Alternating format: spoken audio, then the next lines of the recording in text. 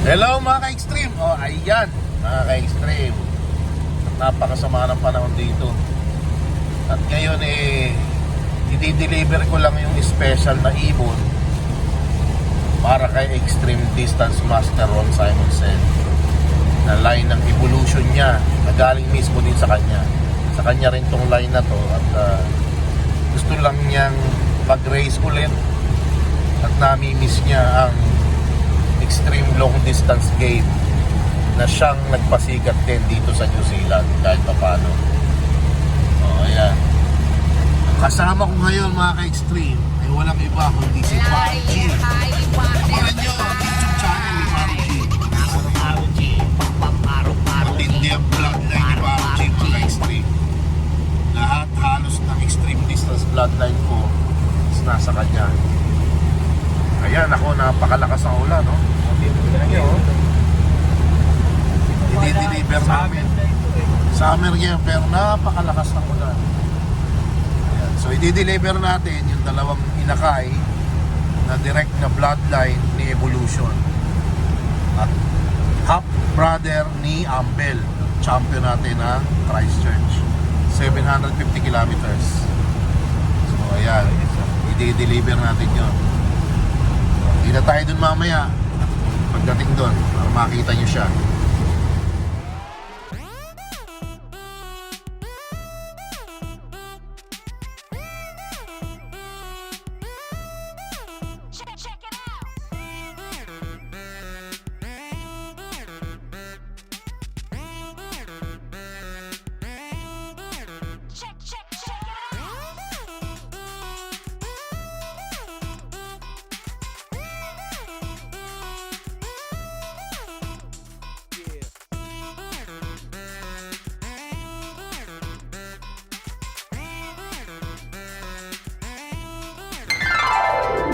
Extreme, nandito na tayo sa loft ni Mr. Simonsen, Extreme Distance Master. Ayan. Here we go. Uncle Ron got his real birds. More real birds. All real birds. More, yeah. Goes back to the original loft Yeah. of the Simonsen pigeons. Look at them, look at them. The Evolutions is home. There's got to be careful on the stick. Yeah. It's wet and slippery, and it's also a bit rotten underneath. So, but it's okay. I mean, I walk on it all the time. The home of the champions of the Invercargill. Here you go, baby. Here you go. There you go. Oh. Here you go. That's your family. Yeah. Yeah. See, Look at them. There's 2, 4, 3 over there. So, Oh yeah. yeah. That's one you bred a couple of years ago. Yeah. No, yeah. She That's her baby. She looks like Ambo. Really like Ambo. That's one of her babies there. Yeah. She's so nice. Look, that hen is a offspring of Evolution and Compass Rose. That's right. It's Uncle Ron's They look like it. Invercargill champion. Look. She likes eating the wood. Yeah. Oh, really? They Hey, when did you arrive? Lumilipad dyan. Camelot opened the sliding doors and We visit Uncle Ron to get ready his birds for Invercargill this year and next year. Yeah. I won't be sending it to Invercargill this year. It'll be next Maybe year. next year or on the third year. Ayan mga ka-extreme. Binisita ni Paruji mga ka-extreme ang South Waikato Pigeon Club.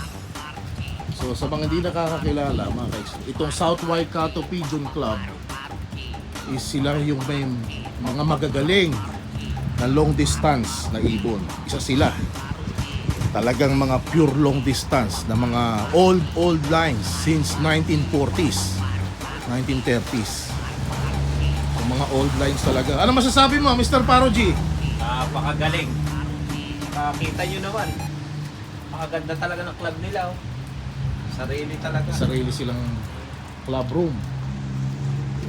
Dito yan sa Putaruru, sa New Zealand.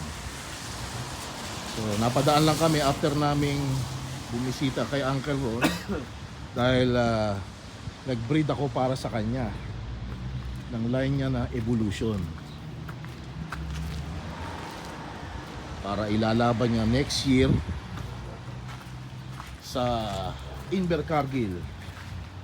So nami-miss niya lang yung pagkakarera na Invercargill kahit na ilang beses na siyang nanalo. Sige mga ka-extreme, uwian time na. Extreme. Ito po ang bagong pansier dito sa New Zealand na Pilipino. Nako mga ka-extreme, bagong pansier pero ang laman ng loob matindi. Tignan nyo. Oh, wala nyo kung sino yung mga yun. Ayan. Gandang ibon, no? Oh, may namumukhaan ba kayo?